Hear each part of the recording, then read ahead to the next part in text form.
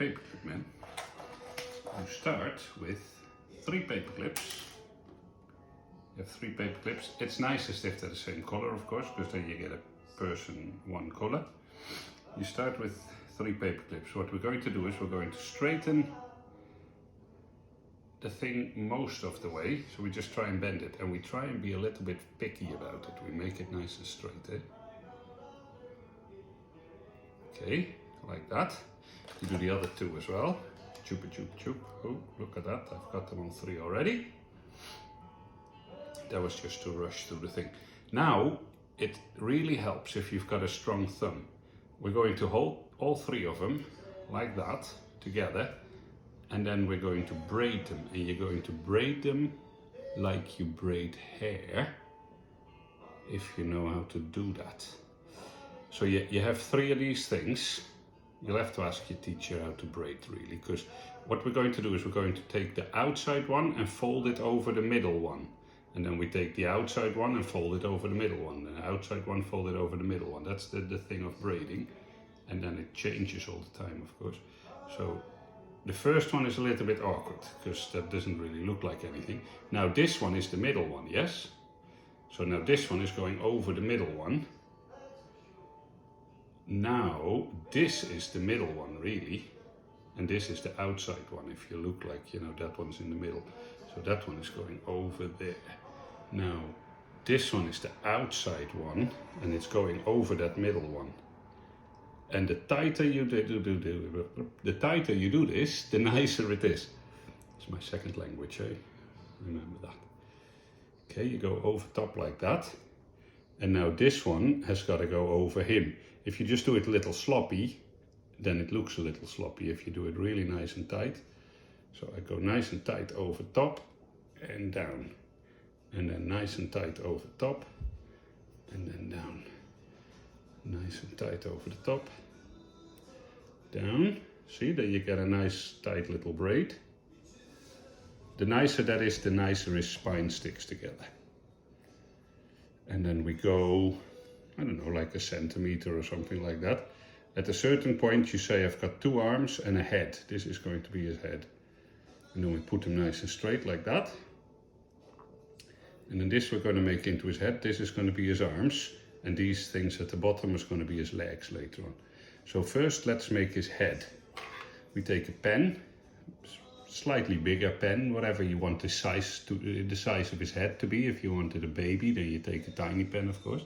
If you want a nice big head, you take a bigger pen. And then we bend his head just around the pen. So I just hold my thumb there. And then I tie it around like that. You always get that little ugly bit that is like straight. Eh? You see that last little bit is really hard to do that. So what I do with that, I put it against the table. And then I roll it nice and tight so that that's also round. And then I round it all the way off. And then I've got a nice little head. Okay. Sorry, on the bloody camera. Couldn't help that, Miss Vera. Okay, we got a head, got 2 arms. Now we need some hands. You can do hands, either I take another little pen, something a bit thin, and I just bend it around the pen like that. Or you could take, which I'm going to give your teacher with it, little pliers, and you just hold it there somewhere, you know what I mean? And you do oopla.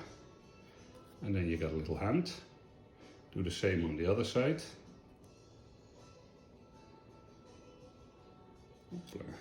There you got 2 hands. And now we've got the bottom end. The bottom end we're going to straighten it out a little bit first. Got 3 paper clips. We don't want 3 legs, you got 2 legs. So we're going to get rid of the middle one. This is a little bit fiddly, okay? So we're going to take that 3rd leg and we wrap it around one of the other legs, and then you just do 5 times choop choop choop, and it breaks off. And then you're rid of the 3rd leg, and now we've got to straighten out his legs and make them nice and straight. And that one also nice and straight. And then somewhere at the bottom end we need some feet. So we take a pen, I usually make the feet a little bit bigger than the hands. So I take the other side of the pen, the nubby part there, that whatever part that is. Like that. Like that. And then his feet come forward, of course. So you put 2 feet forward. Maybe he's got an elbow here. Maybe he's got another elbow there going up or something like that. He's waving. And then you just have to make him stand up. So you put him down. And usually you fall over the first time, so you just put his feet flat on the floor until you think he stands.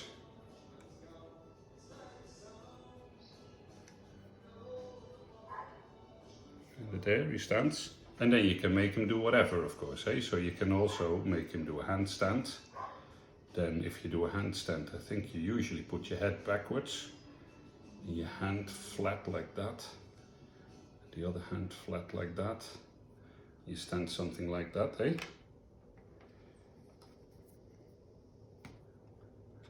And then maybe his leg comes forward a little bit or whatever kind of thing. Then he does a handstand.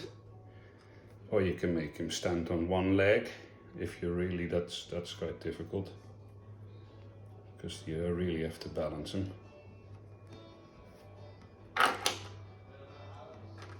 could probably get it to stand on one hand, 1 foot.